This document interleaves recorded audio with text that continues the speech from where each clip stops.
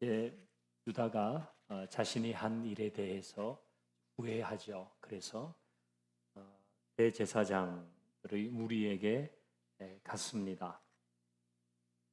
가서 내가 한 일이 잘못됐다. 그런 얘기를 하니까 대제사장과 그들의 무리들이 그게 우리랑 무슨 상관이냐. 이제 우리는 책임 없다. 네가 판 거니까 네가 다 책임져라. 그렇게 말했죠. 유다가 은 30을 성소에 던져놓고 나가서 스스로 목을 메었다. 그랬습니다. 1번 보십시다. 왜 가룟 유다는 예수님을 은 30에 팔게 되었을까? 동그라미 1번 같이 읽어봅니다. 시작.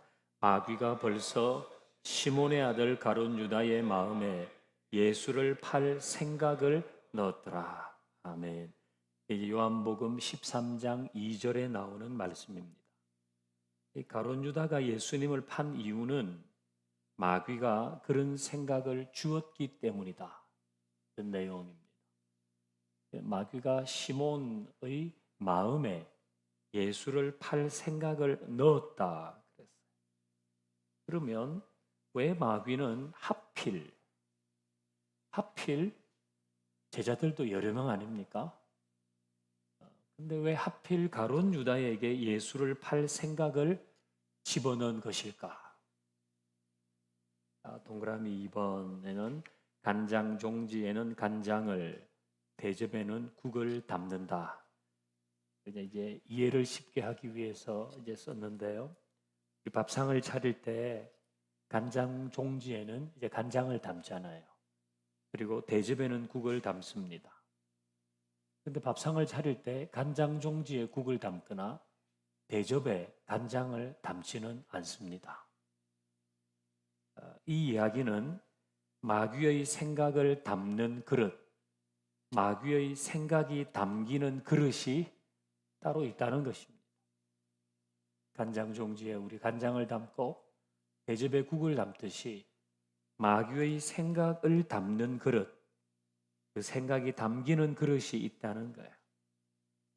다르게 말하면 마귀는 유다의 마음 속에 예수를 팔 생각을 넣었는데 그것은 이미 유다의 마음이 이 마귀의 생각을 담기에 적합한 그릇이 되었기 때문입니다.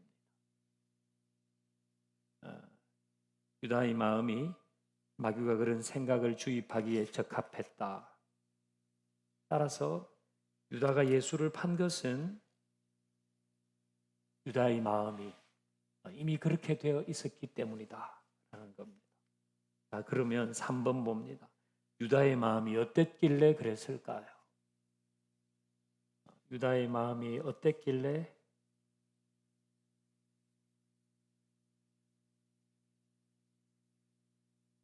그거는 마귀가 공생애를 시작하시는 예수님을 광야에서 시험했잖아요. 그때를 보면 유다의 마음이 어땠는지, 어땠길래 그랬는지 알 수 있습니다. 자, 여기 보면 이 표를 보면요. 마귀가 역사하는 마음이 있고 마귀가 역사하지 못하는 마음이 있습니다. 광야에서 마귀가 예수님을 시험할 때요. 먼저는 돌로 떡을 만들라 그랬잖아요. 돌로 떡을 만들어라. 이럴 때에 이 마귀는 자기 배, 자기 주머니, 자기만은 생각하는 마음을 가지라. 그런 거죠. 줄인 배를 채우기 위해서 하나님의 법칙 무시, 돌로 떡을 만드는 것은 그건 하나님의 법칙이 아니거든요. 그 하나님이 만드신 자연 원리가 아니잖아요. 떡은 열심히 일해서 그래서 밀을 만들어서 그걸 가지고 밀가루를 만들고 그런 수고를 거쳐서 떡을 만드는 거지. 돌을 가지고 떡을 만드는 것은 하나님의 자연 법칙, 그 자연 원리가 아니잖아요. 그런데 마귀는 수단과 방법을 가리지 말고 너의 배를 채우라. 그런 유혹인 겁니다. 그 마귀가 좋아하는 마음은 수단과 방법을 가리지 않고 자기 배를 채우고 자기 주머니를 채우려고 하는 생각입니다. 다 필요 없어. 이건 다 내 거로 하고 내 배만 채우면 되는 거야. 그게 마귀가 역사하는 마음이란 말이에요. 반대로 마귀가 역사하지 못하는 마음은 하나님의 말씀을 중심으로 살겠다는 마음, 여기에 마귀는 역사하지 못합니다. 예수님은 돌로 떡을 만들어라, 이런 이 마귀의 유혹에 사람이 떡으로만 살 것이 아니라 하나님의 입에서 나오는 모든 말씀으로 살리라, 그렇게 하셨죠. 마귀는 하나님 말씀을 중심으로 살겠다, 이 마음에는 어떤 생각도 집어넣을 수 없는 겁니다. 이미 유다의 마음은 우리 선생님을 팔아서라도 내 주머니 채우면 그거 되는 거야. 그 마음이 있으니까 마귀가 그게 역사하는 거야. 두 번째, 광야에서 예수님이 받으신 시험은 성전 꼭대기에서 뛰어내리라, 그였죠. 성전에서 뛰어내리면 천사가 받아줄 것이다. 그러면 사람들이 언제나 모이는 그 성전 꼭대기에서 쫙 뛰어내리는데 천사가 와서 쫙 받아주면 그 자체가 슈퍼스타가 되는 것입니다.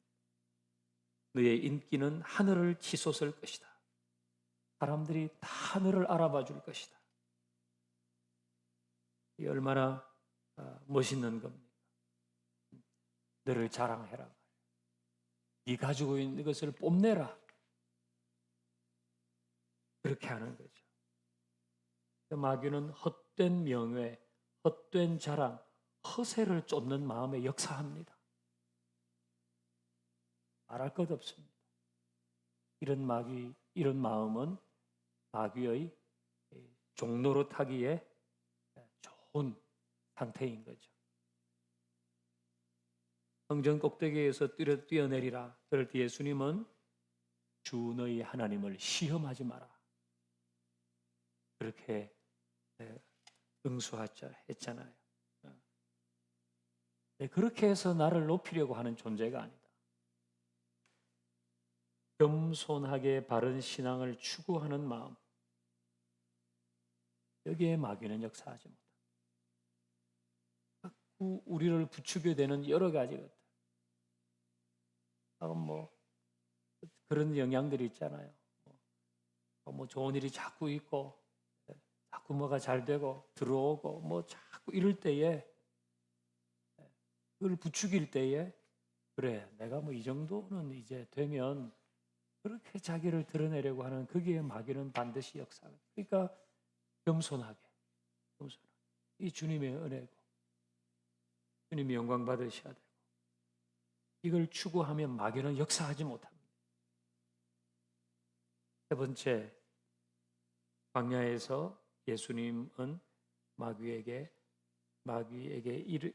이 세 번째 시험을 받으시죠. 마귀가 나에게 절하라. 그럼 눈에 보이는 천하만국을 주겠다. 이건 권력을 위해서라면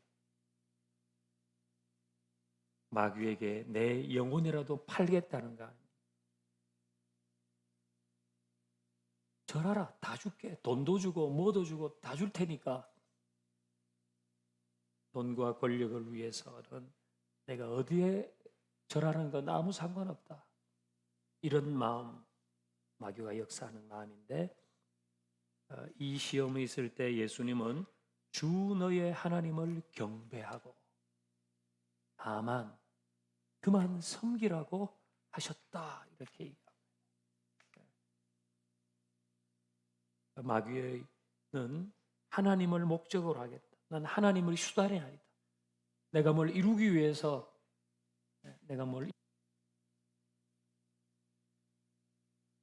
수단으로 삼지 않고 언제나 하나님은 내 목적이시지. 나는 하나님을 예배하는 마음으로 살아야지. 신앙을 수단으로 삼는 건 아닙니다. 신앙은 언제나 우리의 목적이 돼야 돼. 우리가 가는 종착역이 되어야지 그 신앙을 거쳐서 점프해서 내가 원하는 곳으로 가겠다. 그거는 주님을 따르는 게 아니잖아요. 그런 마음이 있으면 마귀는 역사합니다. 자, 그러니까 마귀가 즐겨 사용하는 사람, 이런 마음을 가지. 그러나 마귀가 근접하지 못하는 마음의 소유자도 있다는 거예요. 이제 4번 봅니다. 디지털 세상이 주는 메시지는 소유가 행복이라는 거죠. 행복은 곧 소유다. 그래서 채우고 또 채우라고 합니다. 이런 곳에 마귀는 역사합니다. 소유가 행복이야. 자꾸 채우고 또 채우고 또 채우고. SNS 등 보면 헛된 자랑과 명예와 허세가 그야말로 장렬합니다. 어떻게 하든 자신을 포장해서 가장 행복한 시간, 그게 평소의 자기인 것처럼 그렇게 자랑합니다. 역시 이런 곳에 마귀는 씨를 뿌립니다. 디지털 세상은 돈과 권력을 우상으로 만드는 것입니다. 돈과 권력이 신입니다. 마귀가 역사하기 좋은 조건이지요. 그러니까 우리가 이런 때에 이런 마음을 계속 가지고 있는 것은 옳지 않아요. 디지털 세상이 우리에게 주는 메시지를 계속 따라가는 것은 마귀가 역사하기죠. 그래서 일확천금을 꿈꾸고 이 온라인을 통해서 뭐를 한번 대박을 터뜨리고 뭘 하고 거기에 다 마귀가 역사한단 말이에요. 그 마음은 아니구나.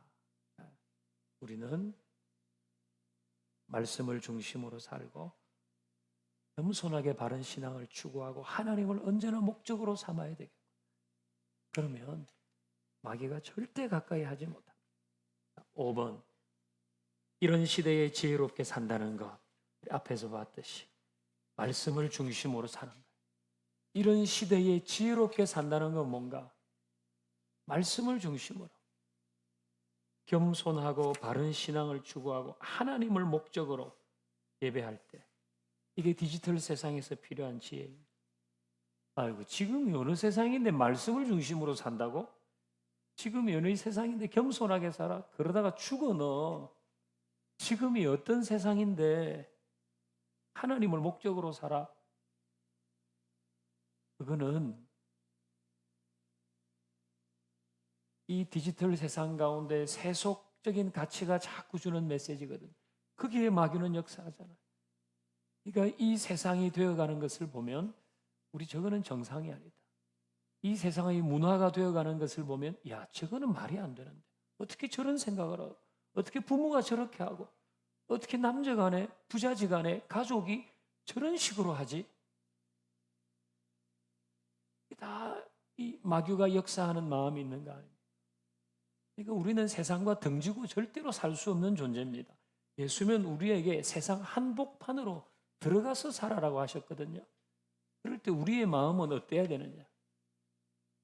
우리가 어떤 마음을 가지고 있을 때 거기에 마귀의 역사를 이길 수 있느냐? 주님 우리에게 말씀하십니다. 2번 봅니다. 스스로 목을 맨 가룟 유다. 가룟 유다는 스스로 목을 맸습니다. 자신의 잘못을 알고 예수님을 판 돈을 대제사장과 장로들에게 도로 갖다 줬어요. 그런데 대제사장과 장로들은 오늘 읽었던 말씀에서 봤지만은 네가 당하라. 책임은 다 너한테 있는 거야. 모든 책임을 유다에게 전가하고 유다는 그 죄책감을 이기지 못하고 스스로 목을 맵니다. 1번 봅니다. 베드로와 가룟 유다의 공통점과 차이점은 뭔가? 공통점은 둘 다 배신의 아이콘을 가졌습니다. 베드로도 3번 부인한 사람, 가룟 유다 예수님을 판 사람, 둘 다 배신의 아이콘입니다. 차이점은 뭡니까? 이 가룟 유다는 뉘우쳤어요. 내가 잘못했구나. 그래서 대제사장에게 가가지고 나 이거 없던 일로 하겠다고 했거든요. 뉘우쳤는데 그 뉘우침에서 멈췄어요. 근데 베드로는 뉘우침에서 머물지 않고 회개로 갔습니다. 이게 가룟 유다와 베드로의 차이입니다. 베드로도 뉘우쳤잖아요. 근데 유다는 그 뉘우침에서 멈춰버리고 그 양심의 가책을 스스로가 이길 수 없었어요. 그래서 목숨을 끊은 겁니다. 베드로는 그 뉘우침에서 머물지 않고 통곡하며 회개했잖아요. 이게 차이거든요. 베드로는 초대교회의 지도자가 되었습니다. 하지만 유다는 지금도 배신의 아이콘입니다.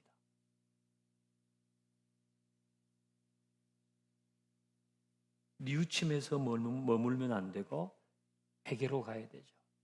뉘우침은 자기 연민에 빠지게 하거든요. 자신의 죄된 행동이 슬프고 안타깝습니다. 자기 연민에 빠져 있으면 결국은 자기 비관에 빠지고 스스로 쓸모없는 인간이라고 생각을 해버려요. 내가 일을 이 지경으로 만들어 놓고 내가 어디 가서 누구를 보겠어? 내가 어떻게 부모 얼굴을 보고 내가 일을 이 지경으로 만들어 놓고 어떻게 우리 가족 얼굴을 보겠어?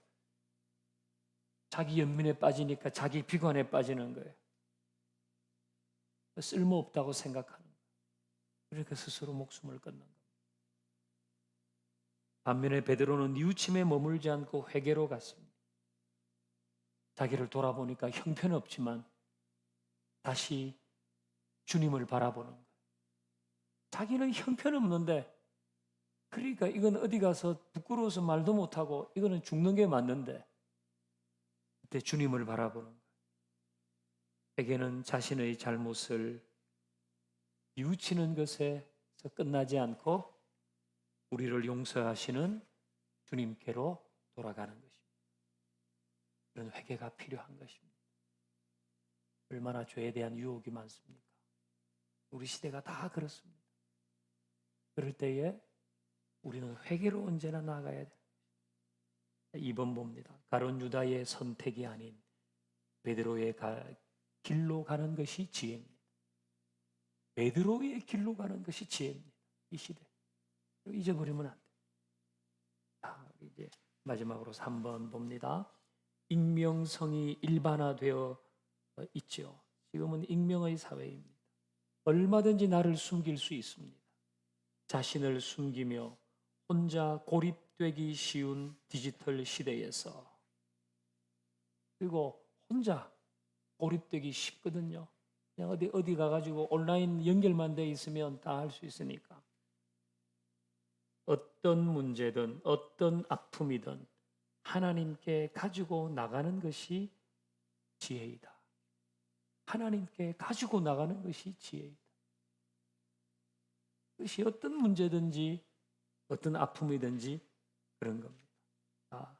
우리 오늘 아침에는 가룟 유다